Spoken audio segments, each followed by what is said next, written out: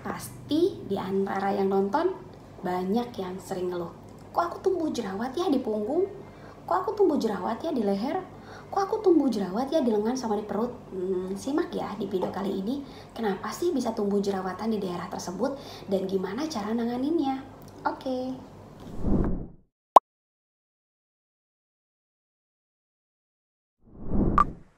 Halo, Assalamualaikum warahmatullahi wabarakatuh. Saya Dr. Susan Tristianti. Dalam video kali ini kita mau jelasin tentang jerawat yang tumbuh di daerah punggung, yang tumbuh di daerah dada, perut, sama di leher, sama di lengan. Itu biasanya yang tersering.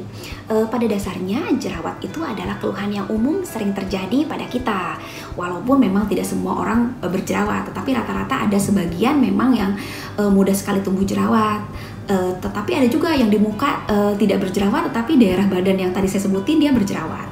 Kenapa sih bisa terjadi seperti itu? Kita bahas ya di sini. Daerah jerawat yang tadi saya sebutin itu sering sekali terjadi memang pada laki-laki. Kenapa sih? Karena mungkin aktivitas mereka lebih banyak di luar dan mereka lebih banyak mengeluarkan keringat, kelenjar sebesarnya keringatnya lebih berlebih dibanding perempuan. Jadi penyebab tersering jerawat itu, mau jerawat di muka, mau jerawat di badan, itu adalah pori-pori yang tersumbat.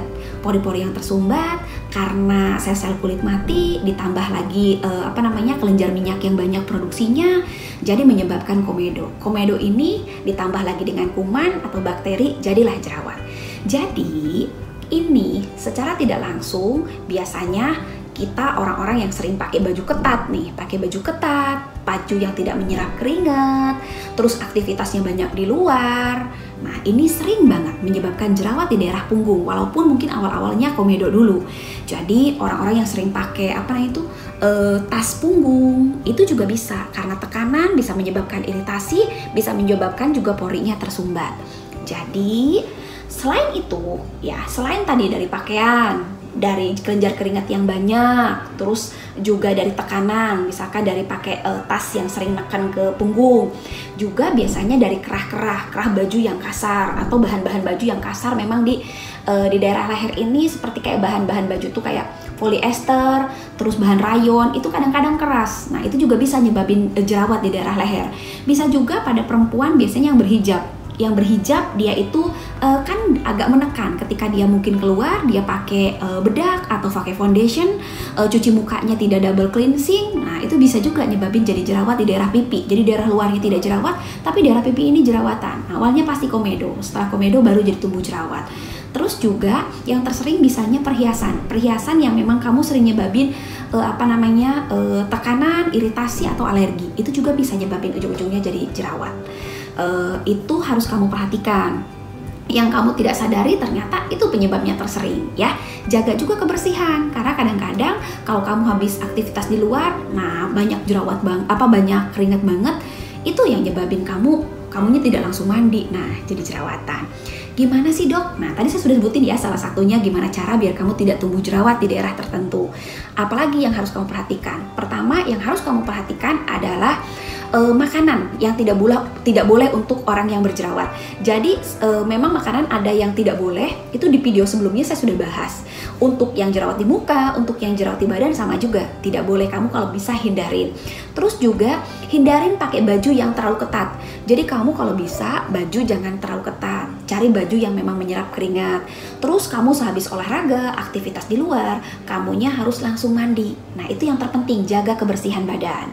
Kenapa? Karena tadi kalau dibiarin numpuk lama-lama justru jadi pori-porinya ketutup. Nah, juga hindarin pakai tas yang di daerah punggung. Kalau untuk orang yang sering berhijab, hindari kalau lagi di rumah tidak usah pakai hijab. Terus juga hijabnya agak dilonggarin daerah sini. Terus pakai hijab yang menyerap keringat. Terus jangan pakai foundation, jangan pakai bedak padat kalau memang kulit kamu sering berminyak. Juga cuci muka yang harus double cleansing ketika kamu lagi di rumah. Terus yang tidak kalah pentingnya adalah kamu harus hindarin baju-baju yang bahannya keras. Karena kalau kamu pakai baju yang bahan-bahannya keras, kadang-kadang nyebabin iritasi, keras atau kasar. Nah, itu nyebabin sering banget jadi iritasi. Terus bantal, guling, spray, kamu harus sering ganti. Ini yang kamu tidak sering sadari. Cuci rambut, badan juga mandi, itu harus kamu perhatikan. Karena kadang-kadang rambut kotor ketika berkeringat turun ke bawah, nah ke pori jadilah jadi komedo, jadilah ujung-ujungnya jerawat. Jadi jaga kebersihan, pola hidup juga harus bagus.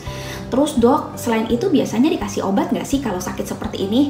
Kalau dokter sebenarnya dikasih terapi, tetapi ini saya hanya ceritakan garis besarnya aja ya. Jadi tidak harusnya treatment ini tidak boleh kamu beli sendiri, karena memang harusnya dokter yang ngasih terapi, harus sesuai dengan indikasi, dan jerawat memang sebetulnya beda penyebabnya. Jadi harus dilakukan anamnesa yang betul dulu. Obat-obatan yang sering dipakai seperti benzoyl peroksida. Kenapa saya mau jelasin juga benzoyl peroksida di sini? Karena benzoyl peroksida itu memang obat jerawat, tetapi tidak semua jerawat obatnya benzoyl peroksida. Terus yang kedua, saya pernah ada kasus, ini pasien waktu itu beruntusan ngeluh. Dia ini karena lihat di YouTube, entah saya nggak tahu YouTube siapa yang dia lihat, terus dia pakai benzoyl peroksida ke seluruh muka, tebal-tebal, katanya buat lagi beruntusan. Alhasil datang ke saya, mukanya merah, mutung dan lepas. Tolong jadi yang begini kalau tidak sesuai indikasi, kamu ketika ngelihat juga yang ngedukasi, kamu harus lihat siapa yang ngasih edukasinya. Terus biasanya carilah dokter yang memang ngasih edukasinya, yang memang kompeten di bidangnya. Jangan asal apa yang dibilang orang bagus, kamu pakai bagus, karena semua jenis kulit tidak sama. Terus yang sering dikasih biasanya adalah antibiotik oral, atau juga tadi bisa salep yang dikasih untuk keluhan tersebut. Antibiotik oral biasanya yang sering dipakai adalah doxycycline, terus juga Clinda, dan ada yang lainnya. Tetapi dosisnya pun tidak sama, tidak sesuai untuk sakit A dengan sakit B. Jadi jangan asal beli. Saya hanya mau ngasih tahu aja. Terus juga yang sering dipakai itu retinol. Retinol menurut saya sekarang sudah banyak yang sudah banyak krim yang sudah mengandung retinol. Dia memang bisa untuk jerawat, tetapi tidak semua jerawat sembuh dengan retinol. Oke. Terus juga biasanya selain antibiotika ada obat yang sering dipakai itu adalah obat isotretinoin. Isotretinoin itu sebenarnya memang bisa dipakai, tetapi satu, harus sesuai indikasi. Yang kedua, dokter aja sudah banyak menghindari atau tidak memakai karena efeknya kurang bagus untuk orang-orang, apalagi laki-laki atau perempuan pada usia subur, karena akan berefek tidak bagus untuk kesuburannya. Jadi jangan asal-asal beli ya, karena itu bisa menyebabkan kamu hal yang tidak baik di kemudian hari. Jadi semua yang tadi saya sebutin sebenarnya memang bisa dipakai untuk terapi, tetapi itu biasanya dokter yang kasih terapi, kamu cukup tahu aja, tapi jangan salah, jangan main beli sendiri karena bisa salah hasilnya. Terus yang kamu bisa cegah di rumah, tadi yang saya jelasin, itu ada panduannya sendiri apa yang harus kamu cegah. Mudah-mudahan kalau kamu cegah bisa sembuh dengan hanya menghindari faktor-faktor yang tidak boleh.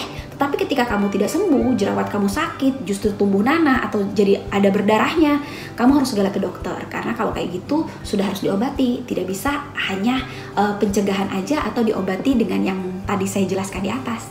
Oke, semoga mudah-mudahan paham ya. Mudah-mudahan apa yang saya sampaikan di sini berguna atau bisa ngasih pencerahan ke kamu. Kalau kamu agak kurang jelas, boleh kamu komen. Terus kalau kamu ngerasa ini berguna buat teman kamu, boleh kamu share. Dan jangan lupa kamu like biar saya termotivasi untuk bikin edukasi yang lainnya. Komen juga apalagi edukasi yang harus saya kasih ke kamu, yang minta kamu penjelasan. Oke, terima kasih. Assalamualaikum warahmatullahi wabarakatuh. Jangan lupa subscribe.